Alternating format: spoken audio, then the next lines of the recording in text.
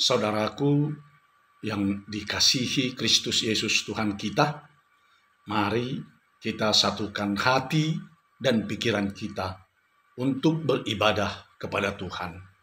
Kita berdoa. Kasih karunia menyertai kamu dan damai sejahtera yang dari Allah Bapa dan anaknya Tuhan kita Yesus Kristus. Amin. Shalom. Firman Tuhan yang menyapa kita pada hari ini, hari Rabu tanggal 9 Desember 2020, tertulis dalam kitab Nabi Zakaria pasal yang kedua, ayat yang ke-10.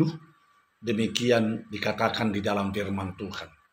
Bersorak-sorailah dan bersukarialah, hai putri Sion, sebab sesungguhnya aku datang dan diam di tengah-tengahmu. Demikian firman Tuhan. Hingga di sini pembacaan kita akan firman Tuhan.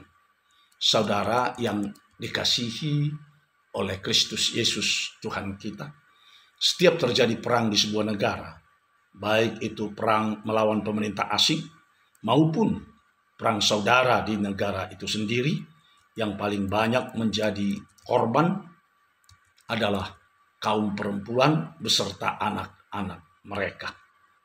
Sehingga setiap terjadi perang, yang penuh ketakutan adalah kaum perempuan.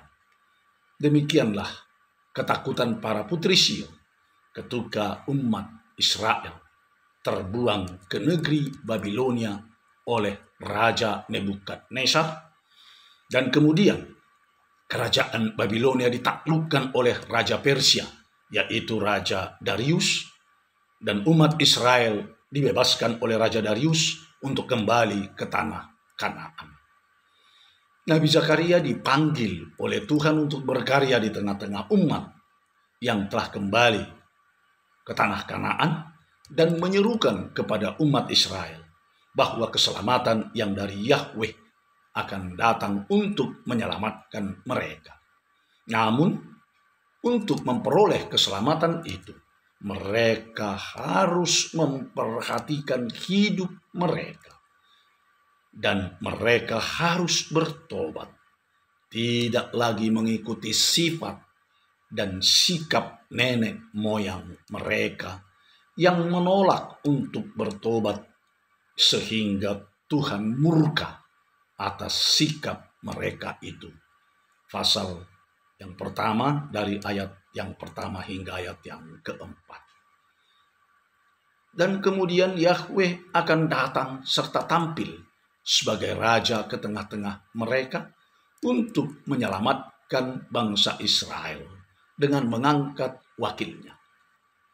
Melalui seorang raja yang dipilihnya, Yahweh akan memerintah semesta dunia. Itu sebabnya Nabi Zakaria berkata kepada umatnya, bersorak-sorailah dan bersukarialah, hai putri Sion, sebab sesungguhnya aku datang dan diam di tengah-tengahmu. Demikianlah firman Tuhan. Umat Tuhan disuruh bersorak-sorai dan bersukaria di tengah-tengah situasi yang masih belum menentu, yang masih belum ada kepastian dalam kehidupan mereka. Mereka disuruh untuk bersorak-sorai dan bersukacita karena Tuhan sedang datang ke tengah-tengah mereka sebagai raja. Kenapa harus disebut sebagai putri Sion? Yang pertama, sejatinya yang sering menjadi korban dalam peperangan dan kekerasan, seperti saya katakan tadi di awal renungan ini, adalah kaum perempuan beserta anak-anak mereka, sehingga menjadikan mereka penuh ketakutan dan kehidupan mereka pun sangat mencekam. Yang kedua, umat Israel sering dilambangkan Tuhan sebagai putri Sion, dan Tuhan Yahweh adalah sebagai suami dari putri Sion tersebut. Oleh sebab itu, mereka tidak lagi perlu takut dan gentar karena Tuhan yang memerintah, memimpin, menjaga, dan mengawal mereka. Saudaraku yang dikasihi Kristus, Demikian juga dengan kita dalam Kristus Yesus, Tuhan kita. Kita adalah umat Tuhan. Agar kita juga bersorak-sorai, bersukacita di dalam Tuhan kita, yaitu Kristus Yesus. Kita sebagai jemaat Tuhan adalah putri Sion, dan Tuhan adalah sang mempelai. Untuk menyambut Tuhan dalam hidup kita, kita diajak bersorak-sorai dan bersukacita. Walaupun situasi kita saat ini masih belum menentu oleh COVID-19, oleh COVID-19. Tetapi kita harus bersukacita. Saudaraku, sebuah cuplikan syair lagu yang diciptakan oleh Rinto Harahap berkata demikian. Bernyanyilah engkau dalam dukamu, menataplah engkau ke depan sana. Langkahkanlah pasti derap hidupmu, hari-hari indah menantikanmu. Demikian juga bagi kita. Jika kita mampu bersukacita di situasi kita sekarang ini, karena Tuhan sedang datang, dan pasti datang, serta diam di tengah-tengah kita. Mari sambutlah Tuhan dengan penuh sukacita. Selamat Advent, selamat menyambut Tuhan. Amin. Kita berdoa. Terima kasih Tuhan untuk firman-Mu yang telah menyapa kami pribadi lepas pribadi.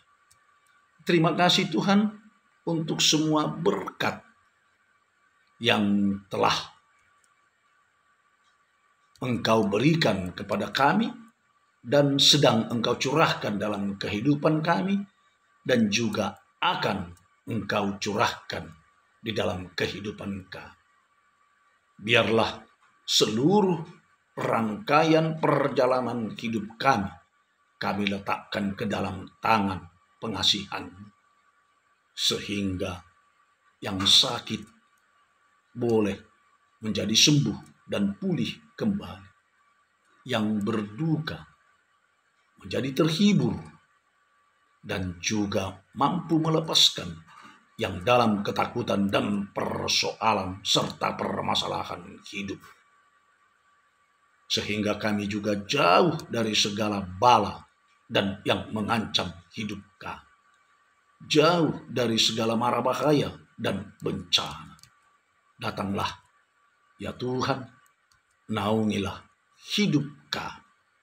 Hanya di dalam Kristus Yesus Tuhan kami telah berdoa dan mengucap syukur.